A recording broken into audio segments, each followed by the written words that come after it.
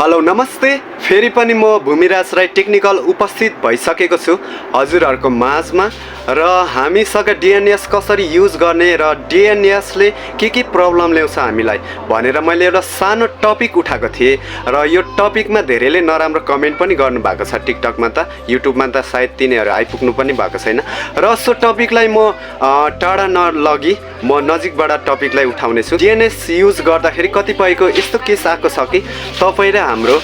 TikTok चल्ने तर युट्युबहरू र अन्य कुराहरू फेसबुकहरू चाहिँ एप्लिकेसन नचल्ने थियो र यसलाई मैले रिसर्च गरेर फेरि पनि उपस्थित भएको छु हजुरहरूको माझमा र मैले थोरै प्र्याक्टिकल गरेर ट्राईको लागि तपाईँहरूको समक्ष मैले भिडियो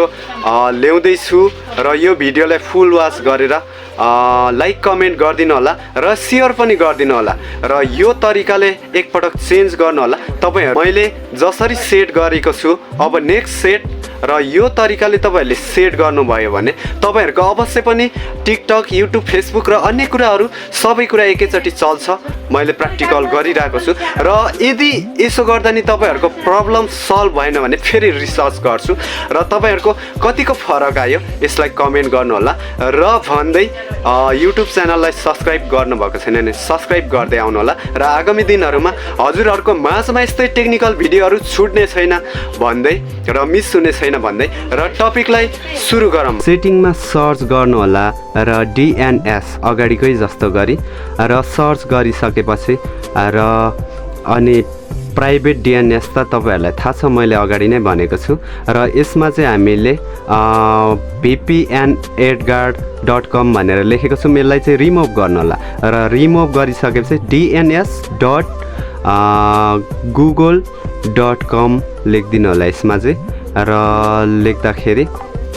अनि सो यो लेखेर चाहिँ सेभ गर्नुपर्ने हुन्छ र स्पेस चाहिँ नराख्नु होला है। स्पेस र यो अक्षर चाहिँ तपाईले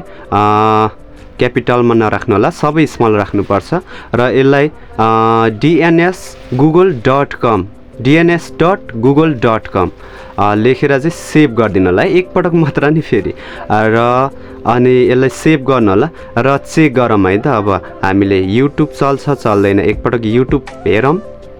र युट्युब हेरौँ र युट्युब कतिको चल्छ।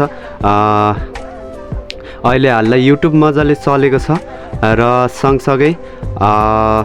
कमेन्टहरू जस्तो मेरो भिडियोमा कमेन्ट आए पनि तपाईहरु कमेन्टमा नजानु होला, तपाईहरुले सिक्ने हो या आफूले जान्नु भएको छ त्यो अलग कुरा हो। टिकटक हेरौँ चल्छ चल्दैन। ओके, टिकटक पनि मजाले चलिरहेको छ र अनि कमेन्टहरू त गरेको छन्, मलाई धेरैले नराम्रो कमेन्टहरू नि गरेको छन्। तपाईहरु त्यो कमेन्टको पछि नलाग्नुस्, तपाईहरुले मजाले सिक्नुस्, तपाईहरुलाई मजाले सिकाउँछु र हेर्न सक्नुहुन्छ प्रोफाइलहरू नि मजाले खुलेको छ है मेरो र सो यति भन्दै र यसमा केही बोल्न मैले त्रुटि गरेमा तपाईहरुसँग क्षमा चाहन्छु भन्दै र फेसबुक पनि ट्राई गरौँ, मजाले चलिरहेको छ हेर्न सक्नुहुन्छ। एकपटक तपाईहरुले यसलाई ट्राई गर्नु होला यसरी र पनि प्रब्लम तपाईहरुको सल्भ हुँदैन भने म फेरि रिसर्च गर्छु र हाललाई यति भन्दै र मैले रिसर्च गरेर आउँदाखेरि चाहिँ मैले जानेको कुरा यति छ र तपाईहरुले गर्दै जाँदाखेरि मिल्यो या मिलेन, तपाईहरुको काम भयो भएन र यो कुनै